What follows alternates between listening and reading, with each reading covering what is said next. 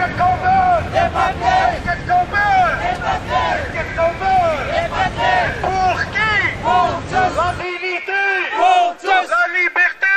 Pour tous. CIMAD veut dire Comité Intermouvement auprès des évacués. Pour comprendre le sigle, en fait, il faut avoir l'histoire. En fait, c'est un mouvement qui est né en 1939 de mouvements de jeunesse protestants et orthodoxes qui se sont regroupés pour venir en aide à ce qu'on appelait les évacués d'Alsace-Lorraine. Dans ces lieux-là sont arrivés les républicains espagnols, et puis ensuite les résistants, et ensuite les juifs.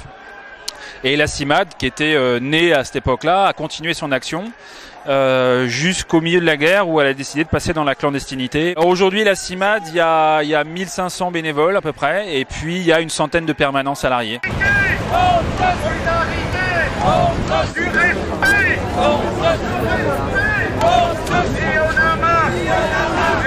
Au quotidien, aider les personnes à aller au tribunal, à se défendre devant le juge, à réunir des éléments parfois qui vont prouver toute leur vie en France.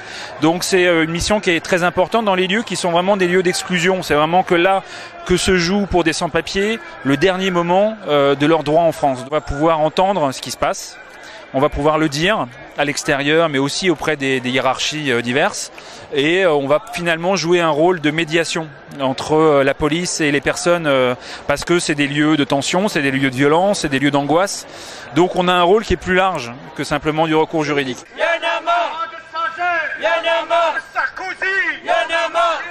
À la maison, à ce jour, depuis 2 ans, un sans-papier camerounais qui a vraiment besoin de ses papiers pour continuer ses études, et j'ai une réfugiée congolaise qui cherche désespérément un travail, et mon mari et moi, nous les hébergeons. Mon mari a une entreprise, il peut leur donner du travail, donc nous sommes complètement hors loi. Je fais partie d'un collectif qui s'appelle les Amoureux au banc public, qui lutte pour défendre les droits des couples mixtes franco-étrangers, qui ont de plus en plus de mal aujourd'hui à vivre leur vie familiale, leur vie de couple en France. Vous épousez un étranger qui parfois n'a pas titre de séjour.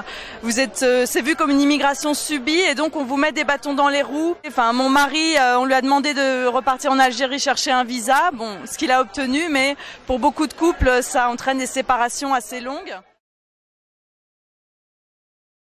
J'essayerai de le toucher émotionnellement sur la situation des hommes et des femmes qui aujourd'hui sont ici dans des grandes détresses.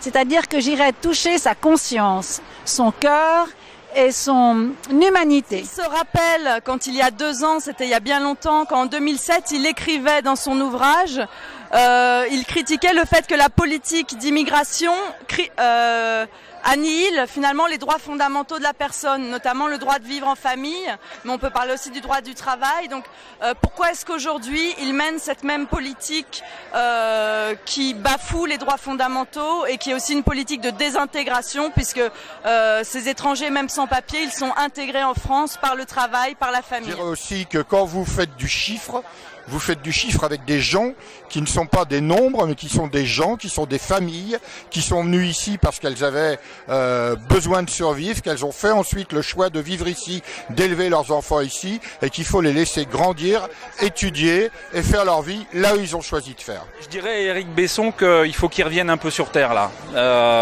Cette question des droits des étrangers, cette question des centres de rétention, elle mérite mieux que des effets d'annonce, elle mérite mieux que des petites réformes et des petites phrases.